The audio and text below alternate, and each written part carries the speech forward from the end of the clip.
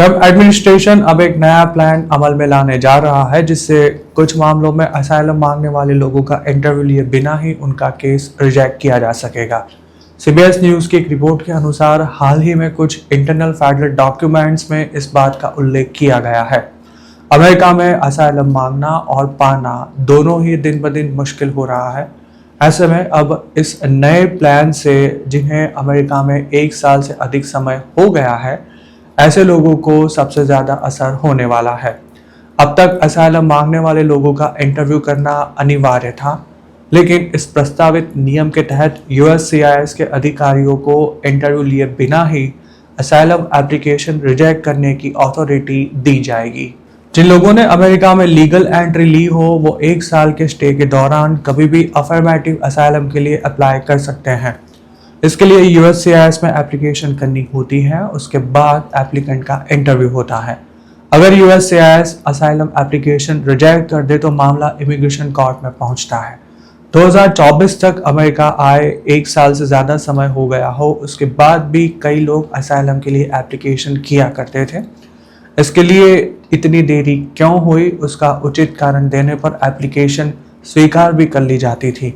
खास तौर पर जो लोग अमेरिका के अंदर से पकड़े गए हो या फिर वीज़ा पर ओवरस्टे हो गए हो, वे डिपोर्टेशन से बचने के लिए खुद को असाइलम जैसी किसी सिस्टम की जानकारी ही नहीं थी, ऐसा बहाना बनाकर भी एप्लीकेशन कर देते थे। हालांकि अब ट्रंप ने ये चोर रास्ता भी बंद कर दिया है। व्हाइट हाउस के कुछ अधिकारियों ने सीबीएस से बात करते हुए इस मामले को सिस्टमैटिक फ्रॉड भी बताया था, जिस पर अब लगाम कसी जाएगी। अब अमेरिका में 1 साल के स्टे के बाद जो भी इमिग्रेंट असाइलम मांगेगा, उसकी एप्लीकेशन रिजेक्ट करके उसके खिलाफ डिपोर्टेशन प्रोसीडिंग शुरू कर दी जाएगी। डिपोर्टेशन से बचने के लिए इस इमिग्रेंट को कोर्ट जाना पड़ेगा, लेकिन मौजूदा हालातों में वहां से भी राहत मिलने की लगभग कोई भी संभावना नहीं है। अमेरिका के कानून के अनुसार देश में 1 साल से अधिक समय से रह रहा लीगल या इलीगल इमिग्रेंट असाइलम नहीं मांग सकता, लेकिन इस कानून में कुछ अपवाद भी रखे गए हैं। इन अपवादों में सीरियस मेडिकल कंडीशन और अयोग्य लीगल काउंसिल भी शामिल है। मतलब कि 1 साल के बाद असाइलम मांगने वाला एप्लीकेंट अपनी तबीयत खराब थी या फिर ठीक से कानूनी सलाह नहीं मिली, ऐसा भी दावा कर सकता है। जबकि तीसरे अपवाद में अकेले अमेरिका आए माइनर्स पर 1 साल की डेडलाइन का नियम लागू नहीं होता। हालांकि अब डेडलाइन चूक गए हो ऐसे एप्लीकेंट अगर उचित कारण नहीं दे पाएंगे तो इंटरव्यू के बिना ही उनकी असाइलम एप्लीकेशन रिजेक्ट हो जाएगी। ऐसा भी माना जा रहा है कि अब ज़्यादातर इमिग्रेंट के साथ यही होने वाला है, चाहे वो वैलिड रीज़न दे या ना दे।